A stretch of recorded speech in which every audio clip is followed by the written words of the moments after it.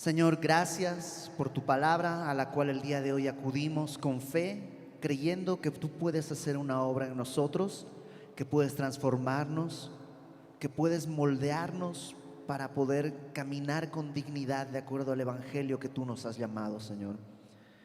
Queremos el día de hoy recibir lo que tú quieras decirnos con fe y ponerlo por obra para que tú seas exaltado. En el nombre de Jesús, amén.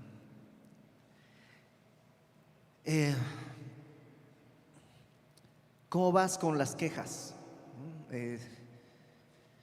Las quejas son parte de nuestra naturaleza, son algo que pues normalmente expresamos, pero hay un problema cuando ya es nuestro mayor vocabulario, son quejas y quejas y quejas, porque el exceso de quejas va a producir en nuestro corazón amargura, y la amargura produce más quejas y las quejas producen más amargura y nos nos metemos en un círculo vicioso que luego es difícil de romper, porque además dice el escritor de Hebreos que la raíz de amargura, cuando ya no es algo que cayó, sino ya echó raíz de amargura en nuestro corazón, contamina a otros. Entonces ya no me quejo yo, sino que ya somos dos quejándonos de lo mismo. Y eso puede producir divisiones en familias, en iglesias y mucho dolor. Y la verdad es que en muchos sentidos la vida es muy injusta. Y a veces ni siquiera tenemos a quién culpar de las injusticias que podemos ver o vivir. Y el día de hoy vamos a ver tres personajes o tres ejemplos de vidas que no eran perfectas, de ninguna manera. Pero creo que podemos ser edificados al ver cómo reaccionaron. En el capítulo 2, la semana pasada vimos cuando el Señor Jesús nace en Belén y los pastores reciben esta visita de los ángeles y ellos van anunciando. Y capítulo 2, versículo 21, que es donde nos toca empezar el día de hoy, dice así: cumplidos los 8 días para circuncidar al niño, le pusieron por nombre Jesús, el cual le había sido puesto por el ángel antes que fuese concebido. Y cuando se cumplieron los días de la purificación de ellos conforme a la ley de Moisés, le trajeron a Jerusalén para presentarle al Señor. Como está escrito en la ley del Señor, todo varón que abriere la matriz será llamado santo al Señor. Y para ofrecer conforme a lo que se dice en la ley del Señor, un par de tórtolas o 2 palominos. ¿Qué está pasando? Bueno, hay 3 ritos que están sucediendo en este texto. El primero es el de la circuncisión. Pasaron 8 días del nacimiento de Jesús y la ley decía que al 8º día tenía que ser circuncidado. ¿Por qué? Porque esa era la señal del pacto de Dios con Abraham. No era el pacto era algo mucho más sencillo. Dios le dijo a Abraham: sal de tu tienda, mira las estrellas, las puedes contar, así va a ser tu descendencia. Y Abraham le creyó y le fue contado por justicia. Y ese es el pacto que tienen. Realmente no es muy complicado. Todo lo que Dios dice yo voy a hacer, no le dijo si tú, nada. Yo voy a hacer esto, te bendeciré y por ti serán benditas todas las naciones de la tierra. Este es mi pacto contigo, Abraham. Pero luego le da una señal, una especie de visualización de esto que es invisible. El pacto es invisible, pero Dios le dice: te voy a dar una señal. Vas a circuncidar no solo tú, sino a partir de ahora todos tus descendientes van a tener este rito, la circuncisión, que es circuncidar a tu hijo en el 8º día. ¿Para qué? Es como una señal de que están entrando en el pacto. Es un poquito como sacar tu INE, tu cédula de identidad. ¿Cuándo la puedes sacar? Cuando tienes 18 años y ya puedes ser un ciudadano con todos los derechos, ¿no? ¿En ese momento tú te haces mexicano? No, o sea, fue desde el principio, pero digamos que eso es como lo que te visibiliza como mexicano. Entonces, más o menos es así. El judío tenía este pacto como parte del pueblo de Dios. Y este pacto simbolizaba además otras cosas, porque en la circuncisión se quita un pedazo de la carne lo cual, según el apóstol Pablo, porque Pablo dice que la circuncisión que vale no es la de la carne que se hace en el cuerpo, sino la del corazón. ¿Y qué es lo que hay que hacer? Que cuando creemos en el Evangelio, también nuestra carne, nuestra naturaleza carnal es clavada en la cruz para que Cristo viva en nosotros. Entonces, Dios nunca tenía una fijación, es decir, sí era importante para el pueblo judío, pero no era la meta. Ahora, Jesús está cumpliendo esto porque Él, como hombre que vino a cumplir todo lo que un hombre vive, desde la gestación, el alumbramiento y 8 días después la circuncisión. Y le ponen por nombre, dice Jesús. Era normal que el día de la circuncisión era como el bautizo, le diríamos el día de hoy, ¿no? Cuando se le pone el nombre. Y le ponen de nombre Jesús, que quiere decir Jehová salva. Y este nombre no era un nombre raro. Probablemente en la calle donde vivía Jesús había otros 5 Jesuses más. Era un nombre bastante común. Y esto es lo primero que a mí me llama la atención, porque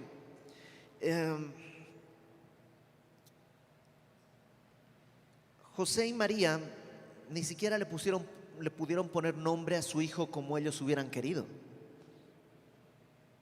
El nombre se lo dio el ángel. Entonces, si te das cuenta, su vida, de entrada, María tal vez no tuvo la ceremonia de boda que ella hubiera querido, porque está embarazada antes de estar casada. Y en esa cultura eso era algo muy deshonroso. Incluso deshonroso para José, que se está casando con una mujer que tiene un hijo que, pues, quién sabe de quién es. Y esos rumores estaban alrededor, y ellos no pidieron eso. Es más, no era un castigo de Dios. Ellos estaban viviendo para agradar al Señor, y podrían decir: Señor, mira, lo único que yo quiero hacer es agradarte, y lo que consigo es que hablen mal de mí. Ya, ¿quieres que lleve a un hijo? Órale, va. Pero encima tú le pones nombre. Yo no puedo ponerle nombre. Te tienes que poner nombre tú. Y no solo eso, otro de los ritos que estamos viendo acá, dice en el verso 22: cuando se cumplieron los días de la purificación de ellos, conforme a la ley de Moisés, le trajeron a Jerusalén para presentarle al Señor. ¿Qué pasaba? En el momento de dar a luz, una mujer, pues evidentemente tenía contacto con sangre y con otro tipo de fluidos que están saliendo de la matriz, y eso la hacía a la mujer ceremonialmente impura. No es que era despreciada por Dios o algo así, sino que ceremonialmente era impura. No podría entrar al tabernáculo o al templo, porque ceremonialmente estaba impura. Y tenía que esperar, según Levítico 12, 40 días para poder ya entrar al templo y pagar su purificación. Tenía que pagar su purificación con un cordero y una paloma, o con 2 palominos si no tenía dinero. Acompáñame a Levítico 12, por favor. Levítico capítulo 12. Es un capítulo cortito, y en el versículo 6, me parece. Levítico 12 dice: cuando los días de su purificación fueren cumplidos, está hablando de una mujer que ha dado a luz, por hijo o por hija, traerá un cordero de 1 año para holocausto, y un palomino o una tórtola para expiación a la puerta del tabernáculo de reunión al sacerdote, y él los ofrecerá delante de Jehová, y hará expiación por ella, y será limpia del flujo de su sangre. Esta es la ley para la que diere a luz hijo o hija. Y si no tiene lo suficiente para un cordero, porque un cordero es caro, un cordero no era, además es un cordero, no es un corderito, es de 1 año, entonces ya engordó, es un cordero caro. Y si no tiene para un cordero, tomará entonces 2 tórtolas o 2 palominos, uno para holocausto y otro para expiación. Y si leemos acá en el capítulo 2 de Lucas, dice en el versículo 24: para ofrecer conforme a lo que se dice en la ley del Señor, un par de tórtolas o 2 palominos. ¿Qué quiere decir eso? Que José y María no tenían mucho dinero. Seguramente 40 días después del día que Jesús nació, ya no estaban viviendo en el pesebre. ¿Te acuerdas que estaban viviendo en una especie de corral, digamos, donde se llevaban animales? Probablemente ya encontraron un lugar, algún amigo, algún familiar que les dé cobijo, porque ellos eran de la zona, eran de Belén. Entonces ya encontraron dónde llegar, pero de todos modos no tienen dinero y tienen que llevar y pagar porque Jesús nació. No tienen dinero y tienen que llevar 2 tórtolas o 2 palominos. Y nuevamente yo pienso, a ver, Señor, yo no pedí este privilegio, que hablen mal de mí, que esté en mi matrimonio no como yo hubiera querido, y encima ahora para pagar no tengo. Yo pensaría que si tengo que llevar si yo fuera María y voy a llevar a Jesús y voy a dar a luz al Mesías y todo eso, yo esperaría que Dios me diera un cheque en blanco, una tarjeta de crédito ilimitada y pudiera tener todo lo necesario. Pero resulta que no, que hasta ahora, déjame decirlo así, para José y María no hay nada de ganancia. Todo es pérdida. Pérdida de honra, pérdida de dinero. Un hijo que no lo estaban esperando, de pronto ahora tienen un hijo. Ni siquiera pudieron tener un tiempo de casados antes de que esté embarazada y ahora tiene que pagar. No tengo con qué, pues 2 palominos, eso es lo que hay que pagar. Y Dios no te dio ni siquiera para un cordero, solo hay 2 palominos. Y podrían amargarse, porque yo lo he vivido.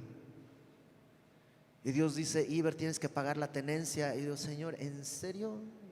Y yo esperaría que me llegue un cheque, ¿no?, para pagar una tenencia de un coche del año y que al saldo pues ya me lo quedo. Y Dios dice, no, ahí nomás de lo que tienes. Y, pero Señor, mi coche yo lo uso para ir a servirte. Ahí pongo las bocinas y el proyector y ahí, en ese coche, Señor, es para ti. Por eso. Y mi corazón puede irse hacia la amargura y queja y queja y queja y queja. Y José y María no hicieron eso. Entonces está la circuncisión, que fueron 8 días después. Luego 40 días después suben al templo para pagar la purificación. Pero también hay otro rito, dice ahí en el versículo 23. Como está escrito en la ley del Señor, presentar a Jesús, todo varón que abriere la matriz será llamado santo al Señor. ¿Qué pasaba?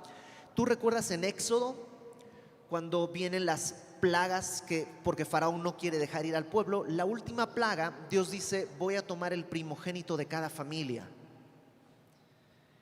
de todos, judíos o egipcios, da lo mismo, cualquier primogénito va a ser mío.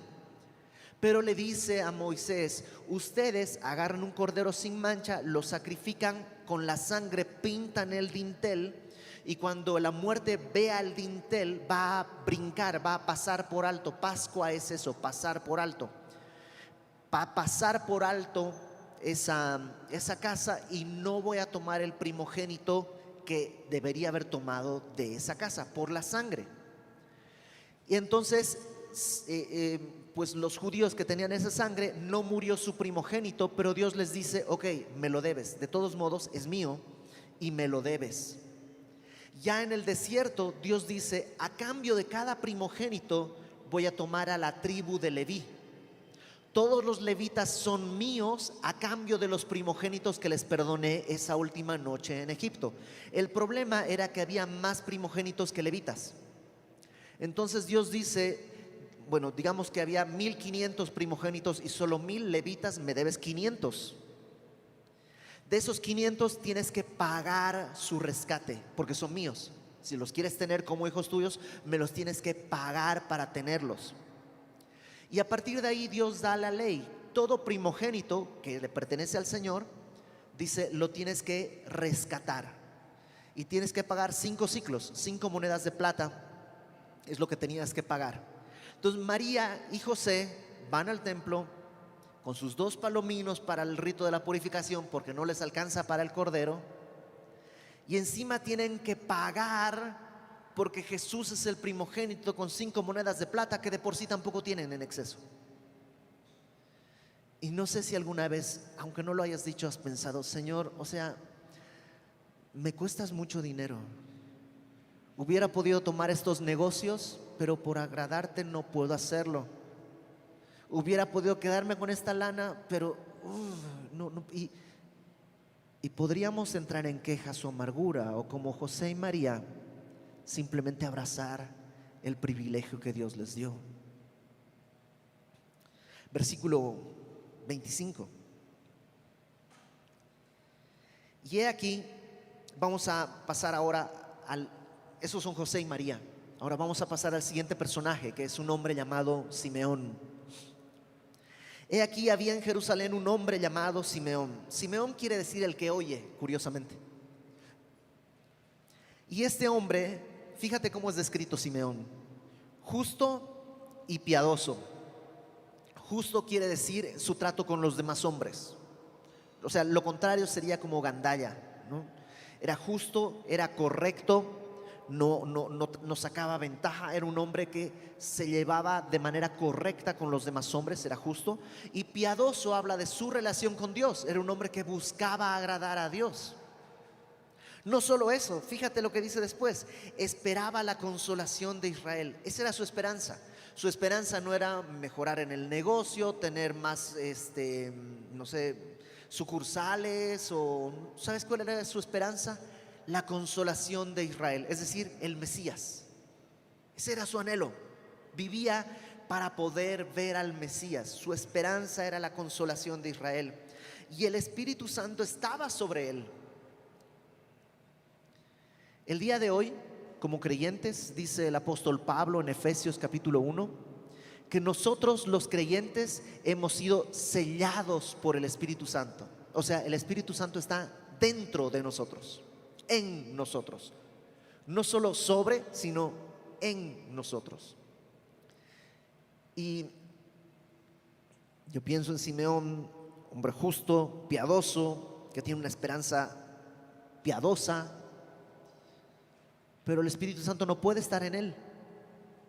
Permíteme decirlo así: Simeón es como un personaje del Antiguo Testamento todavía, porque Cristo todavía no se ha manifestado. Es como Juan el Bautista, que Jesús dice: no hay varón nacido de mujer mayor que Juan el Bautista. Él es el más alto, pero cualquiera del reino de Dios es más alto que él. ¿Por qué?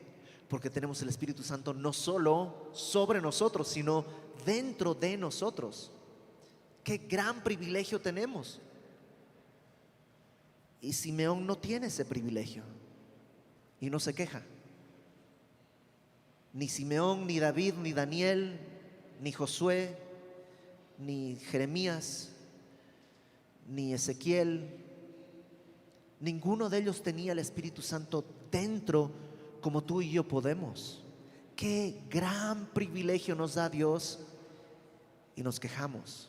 Ay, Señor, ¿dónde estás? Ay, Señor, ¿por qué no haces? Ay, Señor, ¿por qué no? Ay, Señor. Y Simeón, fíjate lo que hace. Le había sido revelado por el Espíritu Santo que no vería la muerte antes que viese al ungido, literalmente al Cristo del Señor. O sea, de alguna manera, alguna profecía, el Espíritu Santo le había dicho: Simeón, tú no vas a morir antes de ver al Mesías. Él esperaba la consolación de Israel, ¿te acuerdas? El Mesías. Y Dios le dice: tú no vas a morir sin verlo, sin conocerlo. Tú vas a saber quién es. ¡Qué hermoso! Pero van pasando los años. La Biblia no nos muestra qué edad tiene Simeón. La tradición dice que tenía más de 100 años, pero la Biblia no nos dice. Por lo que vamos a leer un poquito más adelante, nos parece que no es un jovencito, que es un hombre ya mayor, pero ha vivido esperando la consolación y no llega, pero tiene la promesa y ahí está esperando. No, es que lo único que yo quiero es que Dios dice que lo voy a ver. Dios me dijo que voy a ver al Mesías, yo lo voy a ver al Cristo. Entonces estaba esperando eso. Verso 27: movido por el Espíritu vino al templo, y cuando los padres del niño Jesús lo trajeron al templo para hacer por él conforme al rito de la ley, él le tomó en sus brazos. No sabemos cómo, pero ese día Dios le dijo: Simeón, levántate, hoy es el día. hoy vas a ver al ungido. Entonces yo creo que Simeón fue al templo y ahí estaba esperando. ¿Dónde?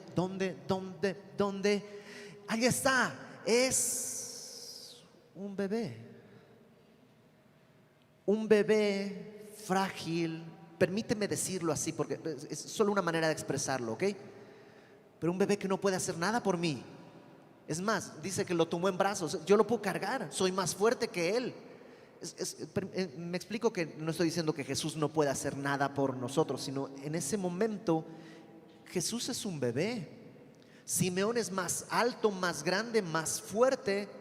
El bebé depende de sus papás para comer, para calentar, para todo. Dice, ¿él es el Mesías? ¿Estás seguro? O sea, tanto esperar para que venga este bebé que además está en brazos de dos jovencitos. María probablemente tendría 15 años. Si José era el primer matrimonio que tenía, a lo mejor tendría 16 años, 17 años.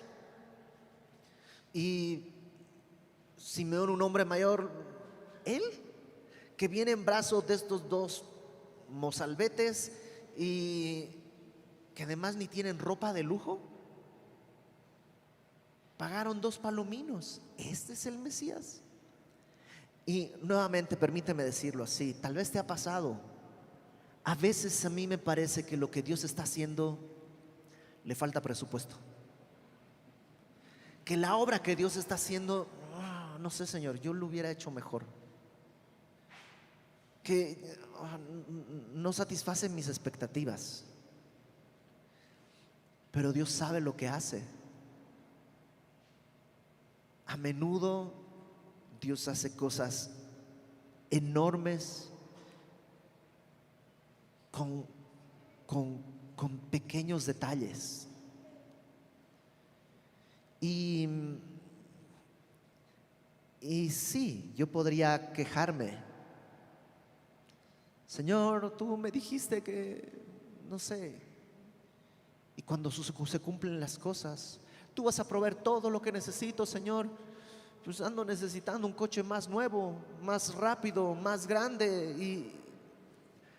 Y de ahí podemos pasar por todo.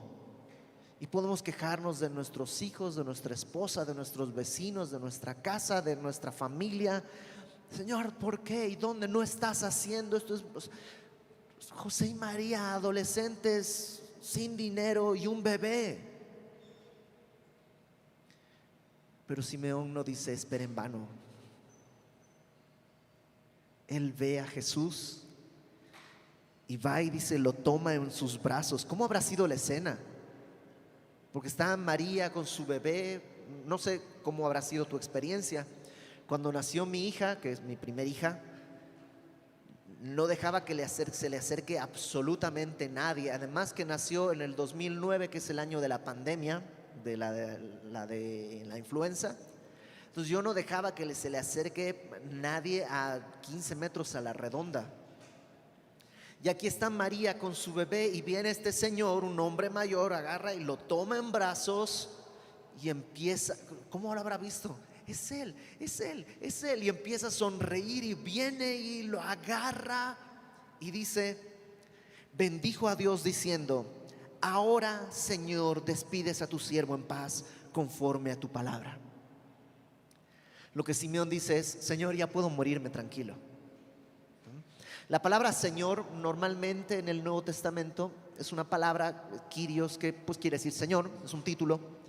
Pero en este caso es la palabra déspotes, que es igual, es un título, pero tiene una connotación un poquito distinta, porque la palabra déspotes da lugar a nuestra palabra déspota, ¿no?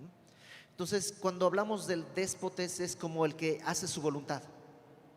Y lo primero que está reconociendo Simeón es, Señor, ¿quién? O sea, tú eres el que manda.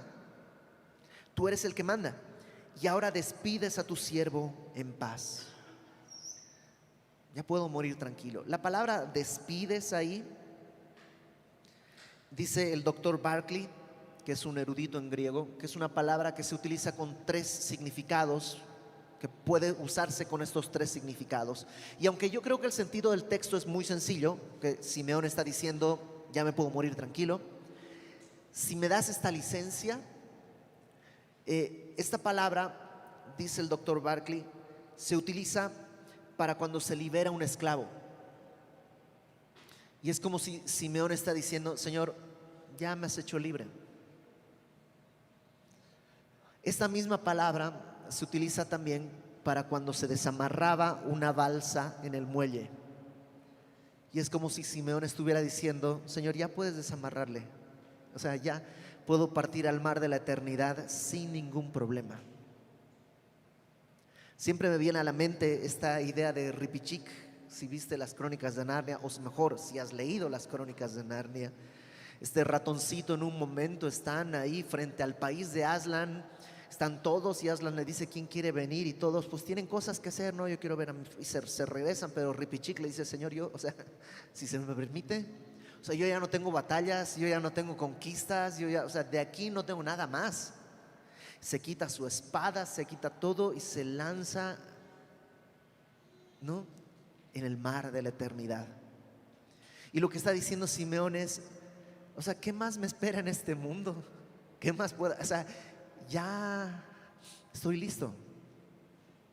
Y esta misma palabra, dice el doctor Barclay, se utiliza para cuando se tiene que deshacer o desarmar una tienda.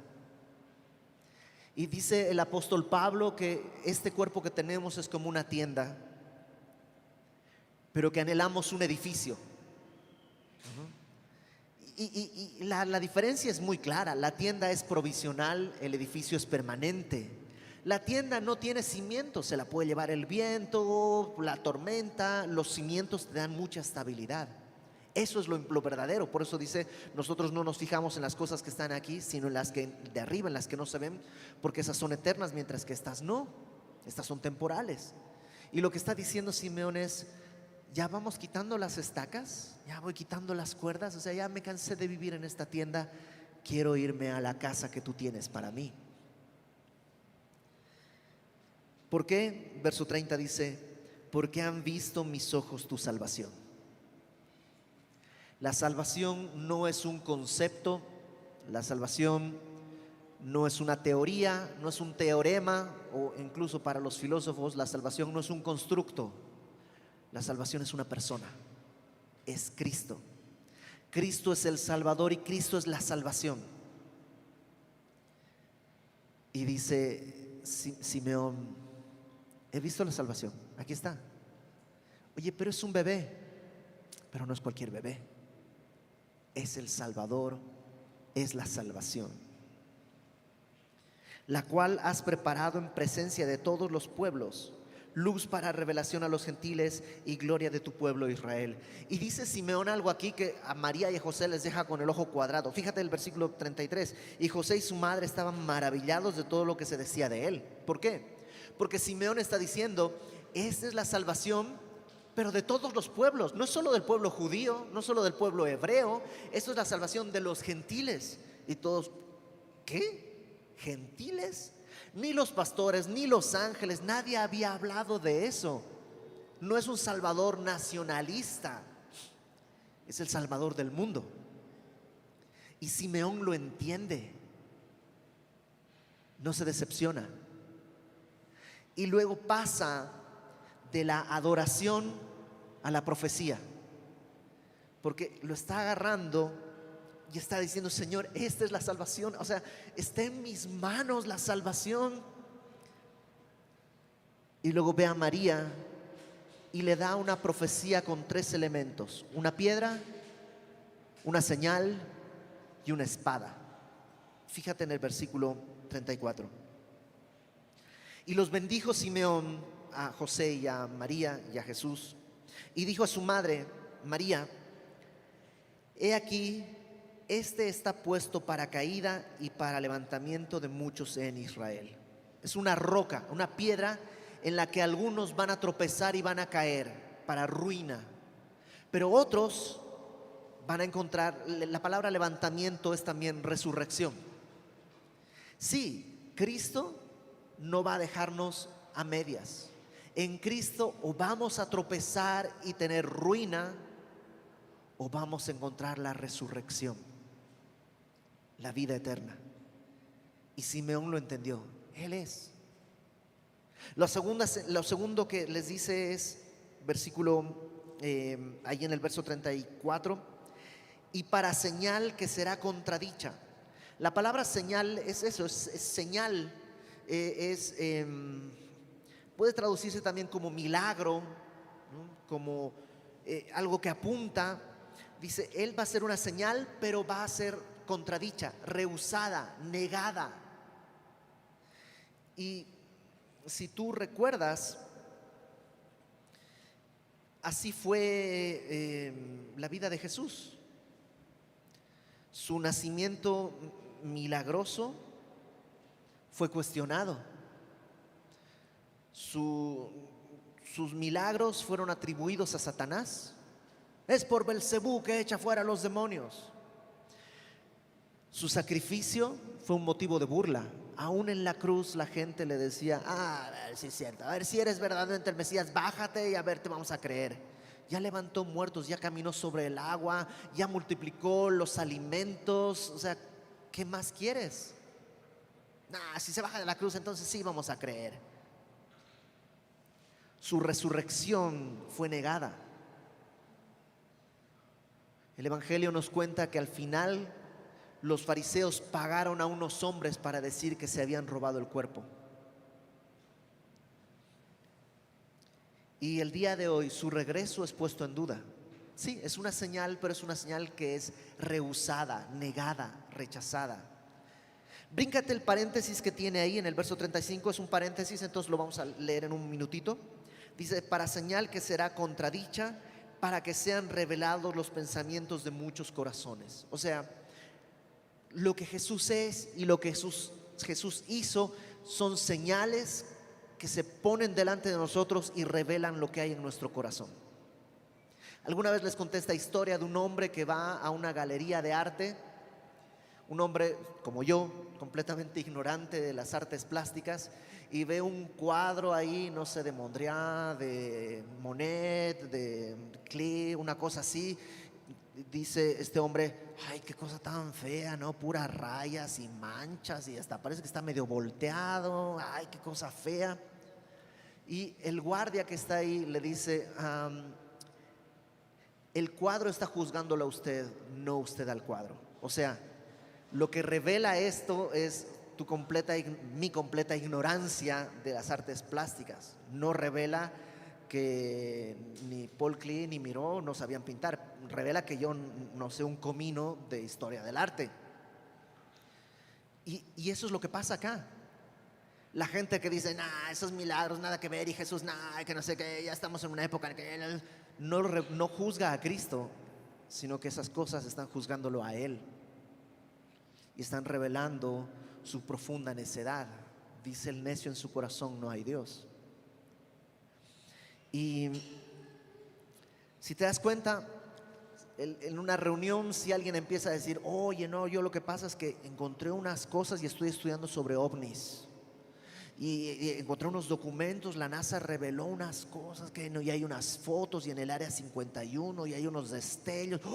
Órale, no, en serio, ¿dónde están? No, aquí, no sé qué, y vamos a ir a una conferencia. ¿Y cuánto cuesta? 300,000 pesos. En serio, sí, los pago porque está bien interesante. O si hablas de lo que sea, ¿no? De vidas del pasado y reencarnación. Recuerda cuando te hablen de eso, la reencarnación, la única que existe es la de las uñas, ¿no? Pero si tú dices Jesús, ay, no, religioso, vámonos, déjenlo. ¿Por qué? Porque es el único que te confronta contigo mismo. Porque tú puedes creer en ovnis y en vida extraterrestre y en la tierra plana y en los midiclorianos y en lo que se te ocurra y seguir viviendo como te da la gana. Pero cuando pones a Cristo en el centro, cuando la luz viene al mundo, solo hay dos opciones: o humillarte ante el Creador, o como dijo Jesús, la luz vino al mundo y los hombres amaron más las tinieblas que la luz, porque sus obras eran malas. Eso le dice Simeón a María. Jesús va a ser esta señal que va a revelar el corazón de muchos. La tercera, una piedra, una señal. Lo tercero es una espada, que está precisamente en el paréntesis, que esto es algo que Simeón le dice directamente a María: una espada traspasará tu misma alma. ¿Qué quiere decir eso? Que ella iba a sufrir, no solo por la crucifixión, que es un dolor evidente, cualquiera sufriría, incluso por un desconocido, cuanto más aquella que lo ha criado desde el nacimiento y lo ha llevado en su vientre desde la concepción. Por supuesto que iba a sufrir, pero no solo eso, también sufriría ese desprecio que habría en toda la ciudad, porque dirían: quién sabe de quién es el padre, quién sabe quién será, cómo será María. No solo eso, sino además, ¿te acuerdas cuando están en las bodas de Caná? Y María le dice: Jesús, se les acabó el vino. Jesús le dice: ¿qué tienes conmigo, mujer? Aún no ha venido la hora. ¿Qué está pasando? ¿Está siendo irrespetuoso Jesús? No, de ninguna manera. Simplemente está acomodando las cosas. Hasta antes de empezar su ministerio, Jesús estaba sujeto a María y estaría sujeto a José. Probablemente José ha muerto en algún momento, pero estaría sujeto a sus padres como una persona normal, porque estaba esperando el tiempo de su llamado, de inicio de su ministerio. Pero a partir de ese momento es como si le dijera: eres una mujer, ya no soy tu hijo, ahora soy el Salvador del mundo. ¿Qué tienes conmigo, mujer? No ha venido mi hora. Y lo mismo más adelante nos cuenta el Evangelio de Marcos en el capítulo 3, que están en una casa todos reunidos. Jesús está enseñando, la casa está atascada de gente y Jesús ni ha comido por estar enseñando, y afuera está María con sus otros hijos pensando: Jesús se volvió loco, está fuera de sí. Y mandan a llamarlo porque no pueden entrar, y le dicen: Jesús, tu madre y tus hermanos están allá afuera, dicen que salgas. Y Jesús dice: ¿quién es mi madre y mis hermanos sino los que hacen la voluntad de Dios? Y eso seguramente también atravesó el corazón de María. Lo que sí es claro es que en ningún lugar la Biblia dice que estas aflicciones aportan en algo a la redención. La redención la llevó a cabo Cristo. Simeón le está diciendo: María, yo sé que, permíteme decirlo así, ¿no? Se ve que no tienes dinero, traes 2 palominos nada más. Tienes que pagar el rescate de la primogenitura de Jesús. Se ve que no tienen recursos. Y además no es lo peor. Todavía viene más dolor. Pero María y José no se amargaron. Siguieron adelante confiando en el Señor. Verso 36, vamos con el último personaje. Estaba también allí Ana, profetisa, hija de Fanuel, de la tribu de Aser, de edad muy avanzada, pues había vivido con su marido 7 años desde su virginidad, y era viuda hacía 84 años, y no se apartaba del templo, sirviendo de día y de noche con ayunos y oraciones. Esta mujer, Ana, en el griego es difícil entender si tiene 84 años o su esposo murió hace 84 años, lo cual tendría ella 84 más, ponle 15 antes. Entonces, en todo caso es una señora ya mayor, más de 84 años seguro, de los cuales solo 7 vivió casada. Vivió como soltera un tiempo, como casada solo 7 años, y luego como viuda el resto de su vida. Y a lo mejor ella podría decir: Señor, ¿sabes qué? Esto es injusto. Es injusto. O sea, mi vecina, que ni te ama, ni te busca, ni quiere servirte, ni nada, ella sigue con su marido y tiene hijos, y yo tengo 84 años de viuda. Pero en vez de amargarse, fue y sirvió al Señor. Y sirviendo al Señor, se encontró con Cristo. Esta, verso 38, presentándose en la misma hora, probablemente escucha a Simeón, que tiene al bebé. Tal vez se conocía con Simeón. Y Simeón está dando esta alabanza y este discurso. Y Ana escucha esto y en la misma hora daba gracias a Dios y hablaba del niño a todos los que esperaban la redención en Jerusalén. Y ahí llegó, por fin, es el Mesías. Y ella podría haber dicho: Señor, ¿no podría haber sido hace 30 años cuando tenía fuerzas? Ahorita ya no puedo irme de misionera, porque además de esto faltan 30 años para que Jesús inicie su ministerio, y faltan 3 años más para que sea crucificado, y faltan 3 días más para que resucite, y faltan 40 días más para que ascienda a los cielos, y entonces faltan 10 días más para que venga el Espíritu Santo y comience el evangelismo en la tierra. Y ella pudo haber dicho: Señor, ¿no pudiste haberlo hecho esto un poquito antes? Ya a esta edad no tengo fuerzas para salir a las naciones, ya no tengo fuerzas. ¿Qué es lo que puedo hacer a mi edad? Pero en vez de preguntarse todo eso, a su edad ella empieza a decirle a todos los que están alrededor: sí, probablemente no puede ir de misionera al África o a la India, pero puede decirle a los que están ahí: este es el Mesías. El Señor nunca llega a destiempo a nuestras vidas. Yo muchas veces he protestado al Señor: Señor, 15 años antes no hubiera roto tanto mi corazón, ni mi vida, ni nada. 15 años antes, 10 años, Señor, con 10 años se armaba. Pero tenía que ser el tiempo correcto, y Dios tiene para ti y para mí un llamado en el momento preciso. Verso 39. Después de haber cumplido con todo lo prescrito en la ley del Señor, volvieron a Galilea, a su ciudad de Nazaret. Lucas aquí hace algo que es bastante común en la época, es decir, omite muchos datos, porque no, en realidad, después de ahí regresaron seguramente a Belén, donde van a vivir aproximadamente 2 años, porque es ahí en Belén donde llegan los sabios de Oriente, y luego de ahí se van por otro camino. Y entonces Herodes manda matar a todos los niños porque piensa que lo han engañado.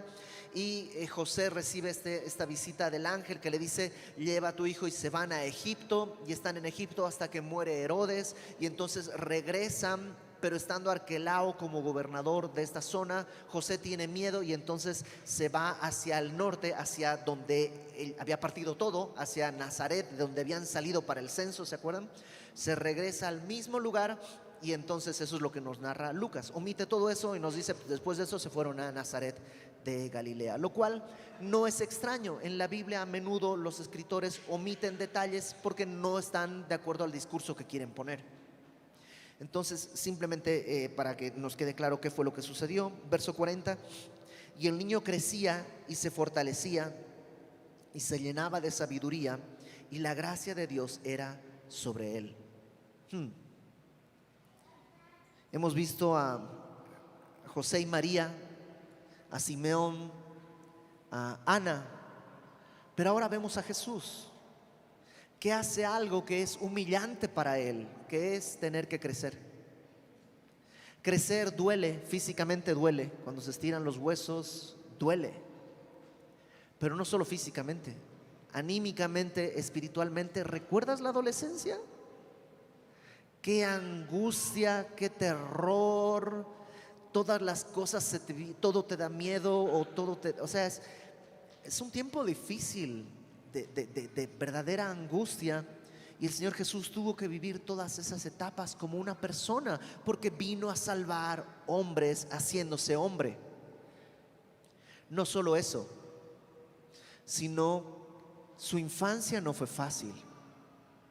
Acompáñame por favor al Salmo 69. Salmo 69, versículo 7. El Salmo 69 es un salmo mesiánico, y este pedacito que vamos a leer es como si Jesús lo estuviera narrando. Es como si Jesús estuviera hablando. Dice Salmo 69, 7: porque por amor de ti he sufrido afrenta, confusión ha cubierto mi rostro. Es como Jesús está diciendo: por amor del Señor he sido avergonzado, he sido humillado por la gente.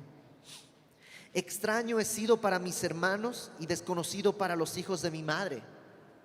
Dice la Biblia que sus hermanos no creían en él. No solo no creían en él, se burlaban de él. Oh, Jesús, ¿qué haces aquí? Los que quieren ser, ya que tú quieres ser profeta, los que quieren ser grandes tienen que irse a Jerusalén. ¿Qué estás haciendo acá? Es allá donde tú tienes que estar. Y se están burlando de él y lo están despreciando.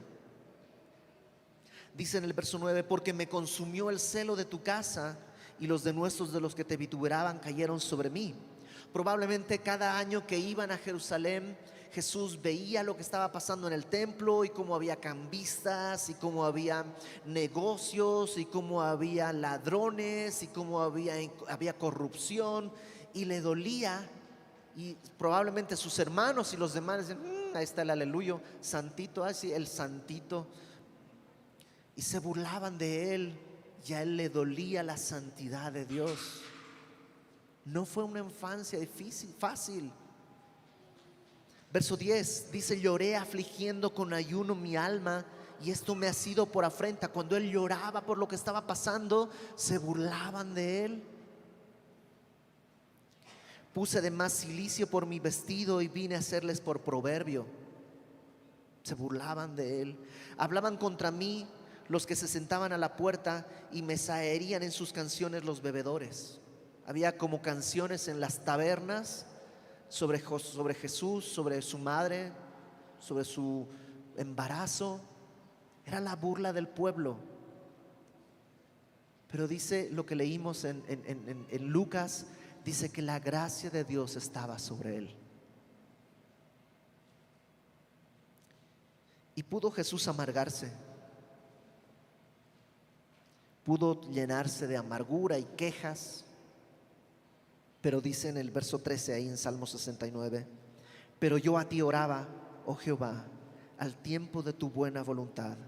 Oh Dios, por la abundancia de tu misericordia, por la verdad de tu salvación, escúchame. Entonces,